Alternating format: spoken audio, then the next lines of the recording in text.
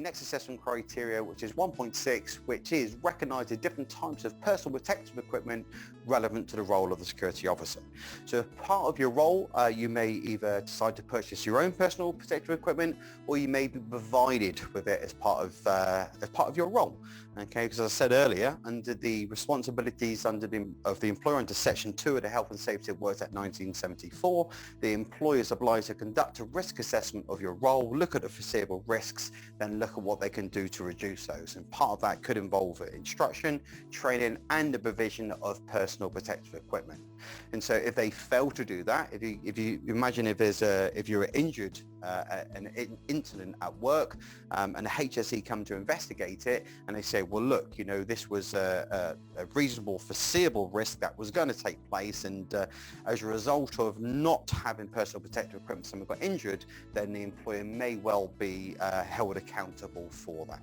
And so an example would be or could be, for example, provision of stab vests. If you're working in a location and you're often threatened with either knives or needles, it could be the case that you're provided with a stab vest. You may think, woo, I get provided with a stab vest at work. So yeah, I mean, ideally if you did, because obviously they're expensive bits of kits to buy.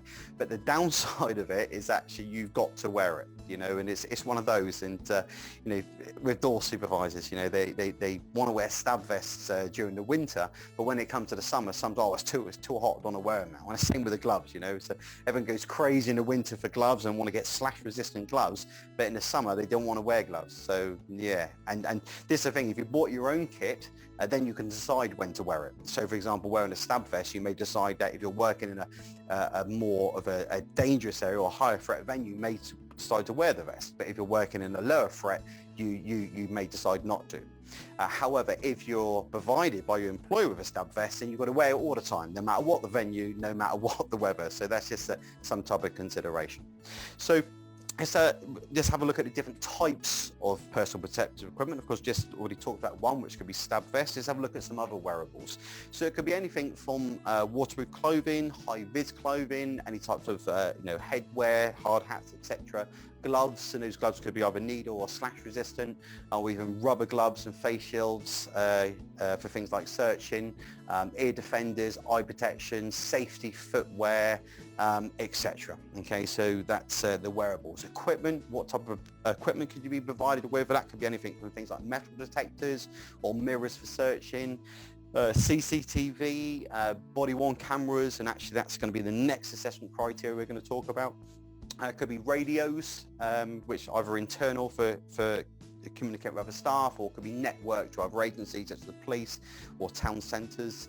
Earpieces, mobile phones, personal alarms, torches, etc., etc. Okay, so remember, if you are provided with equipment, it's important that you check it's in full good working order. But let's have a look at the other part of the assessment criteria in relation to equipment. So that's identify how to communicate effectively using relevant equipment. So the things that are available to us will be things like internal telephone systems, mobile telephones, internal PA or public address systems, tannoys, and of course radios and earpieces. So a couple of points in relation to using internal telephone systems. Okay, so it's always important to be polite and professional and answer appropriately and in line with your company's guidelines. Bear in mind to consider confidentiality when you're taking calls. Always be clear, so have a distinct tone with a moderate pitch of your voice. Make sure you log calls and record them and appropriately pass on messages in line with your procedures, your assignment instructions. Be polite, avoid use of jargon, be very clear at all times. And of course, when you're communicating with outside agencies such as the police and other external agencies, remember your ABCs. What's the ABCs? Accurate, brief and clear, and as appropriate, using your NATO alphabet. So what about mobile phones? What are they used for? Okay, can they be used for evidence gathering? Yes, they could. They could, couldn't they? Could they be used to contact external agencies like the police, emergency services? Yes, of course they can. You must make sure though, and I know it's tempting to do this, and you see it all of the time where people, they use their phone, they take footage of incidents, and then before you know it, they chuck it up on social media. So, remember, it's bad to do so. It's breach of confidence, it's breach of data protection, and of course it looks unprofessional as well. So any footage that you do store on your phone, of course you must make sure that that's handed over to the employer and it's deleted from your phone and handled appropriately. It's all about radios and earpieces. So what are radios for then? Yeah, well, if you're new to the industry, then perhaps you don't know, but I would have hoped you'd have used radios in the past X amount of time you've been working operationally, but you never know. So what are they for? So they're an extension of your finger, right? To point at a service, no, they're not for that. So they're a heavy, no, not for that either. Okay, sorry, that's jokes aside. Okay, so they're not for that. So what are they? They're a vital means of communication between a team and sometimes outside agencies to be able to summon assistance quickly and discreetly, of course, if you're wearing an earpiece. I remember the days back before radios, back when I was working on the door in a venue, all we had was we just had like a light on the door. And if a bar staff got into trouble, they'd just push this light.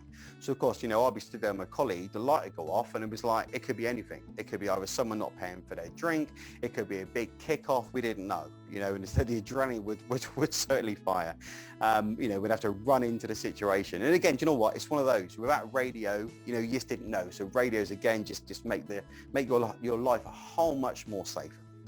The other issue of radios, of course, is where they go wrong. Okay, they either break or they're faulty, the battery's not working properly, you're on the wrong channel, or you've got earpieces or crappy earpieces, and or people don't use the radios properly. So as long as they're on good working order, you've got a good earpiece and staff know how to use them, they're a good bit of kit. So they can be used to communicate with each other and or your control room. And do we really need earpieces? Yes, 100%. Why? Well, think about it. If you're not wearing an earpiece, not only can you hear the situation, but also everybody else can as well. Okay, and it could be secure information, or it could actually be information that could escalate the situation as well. And of course, if you're working in a noisy environment and you don't have an earpiece, you're not going to hear the radio. So the only way to be able to hear it is you'll hold the radio in your hand and you'll just hold your thumb over the microphone, and you'll have to keep the radio in your hand. And if you feel it vibrate, you have to bring it up to your ear, and of course you'll miss what's being said. But you think of having to do this, and when you've got something in your hand and you run to an incident, what can happen to it? You could either end up using it by accident, get off my colleague or trying to grab somebody, you try and put it in a pocket, it could break, etc. So make sure you've got an earpiece so it keeps information private, and ideally get yourself one with an inline mic. So rather than having to, again, you may be able to hear it if you've got an earpiece in, but you haven't got a mic to be able to talk. You have to push the button and kind of shout down to the radio, or bring the radio up to your mouth. Wouldn't it be so much easier if you could just push a button to talk? Yes, it would. Okay, so get yourself a nice earpiece. Your employer may provide them for you, but if they do, it's likely they're not going to be very good. They'll be like cheap and cheerful ones. And being how important earpieces are in relation to being able to summon it and get back up kind of quickly, or people be able to hear you, you're best off investing and spending a few quid on making sure you get yourself a decent one with an inline mic. There are the kind of, my soul is a tactical response. You see some guys wearing like the throat mics, they look like bloody Robocop. Yeah, they're right, they're good. Are they? I don't know. I've worn them in the past, and to be honest, they kind of sound like someone's is eating a baguette at the same time of talking. And if they go out of position, out of the larynx, they don't pick up the vibrations properly. I don't know what, each to their own. If you get one that works fine, then great. But they are super expensive, and generally what you'd need is just a fairly decent earpiece with an inline mic. Okay, so let's have a look at the basics of how to use a radio. So the radios we use most times are two-way. So only one person can speak at a time. So before speaking, make sure no one else is transmitting. Otherwise, you're going to cut them off. And then when you do speak, keep it to a minimum. Okay, remember your ABCs, accurate, brief, and clear. So if you need to communicate, for example, regarding a service user who's just come up to you, rather than clogging up the radio and say, yeah, I've got some guy, so what's your name again? Yeah, and what will you do? Yeah, so get all the information you need to know first, then you can be quite quick and to the point on a radio, so you're not clogging up an issue if something else is happening more important. Most times security will have a dedicated channel, so you must make sure you're on the right channel rather than radioing other types of staff. So, again, important doing a radio check. And then to communicate to use the radio, you'll push the PTT or the push to talk button, and you'll just wait probably just half a second or so and keep the microphone probably about 5 centimeters away from you when you talk. Otherwise it's going to come through really muffled. Try not to shout, try to be clear. And I know it's difficult with a situation's happening. Urgent, I need backup. But you remember, when you're shouting and yelling, people may not be able to kind of work out who you are. So let's have a look at radio call signs and pro words. Okay, as in, what are they? So call signs are locally agreed terms used to identify people and places in a particular venue. So for example, if you have 2 Bobs, you may consider using a different name for one of the Bobs. Okay, then of course you've got the premises or the site itself, which should also then be broken down into sections and given kind of call signs. Okay, and of course a good method would be to split the site of the venue work into zones. Okay, so you could either, rather than saying we're ready for assistance, say, oh yeah, I'm in the shopping centre by where Devon's used to be and where the plants, but yeah. So rather than doing all of that, you could just simply say zone 1 or exit 1 or exit 2. Okay, so you need to know what the call signs are, know what your call sign is, know what the call signs are for the different areas. In all of that, you can minimise the transmission time and of course get backup or assistance to you as soon as possible. So then there's pro words. So pro words are used to clearly communicate using the least possible words in order to get the message across quickly, discreetly and effectively. So some are universal and others are kind of venue specific. So just have a look at some of the kind of standard ones. So over. What does over mean? So when you say over, it means that you finished what you wanted to say and you require a reply. Okay, then we have out. What does out mean? That means you finish what you said and you don't require a reply. And how many times have you heard people say over and out? I mean, no, you can't have both. It's just either one or the other, isn't it? Over saying you want to reply, out saying you don't. You can't have over and out. Okay, another one is Roger. What does Roger mean? Well, Roger means that you've understood. Okay, the same as kind of copy, isn't it? Copy that or Roger. The only problem with using Roger is that you may have a Roger working with you. So if you have, you may need to change it. Okay, another one could be say again. What does that mean? Yes, say again. Stand by. Okay, which means, well, of course, stand by. You're just trying to gather information. You'll get back to them. And then, of course, we've got some internal types of code words. Or pro words, which could be specific to a venue. So they could be anything from things like color coding. So a situation is a green, amber, or red, urgent, non-urgent, etc. And this is the thing is you've got to be careful when you're using a radio sometimes, especially for someone in assistance for an urgent situation, that is what you're saying on the radio going to actually trigger the person that you're dealing with, because if you need urgent backup and you've got some guy in front of you, you say urgent, what's that guy going to now do or think? Do you know what I mean? You could put yourself in a potential vulnerable situation. Something that I used to use quite often, is in our teams, is that if you need someone urgent, you wouldn't say. If it was a non-urgent, you would. So for example, I say I'm working on a door and I need some assistance at the door and it's non-urgent, I would say that. I'd say, Dave, this is Rob. Could you come to the front door? Not urgent, over. Whereas if I needed them there urgent, it'd be, Dave, this is Rob. Can you come to the front door? Over. So the difference would be, if I say non-urgent, it's non-urgent. If I said nothing, it means urgent.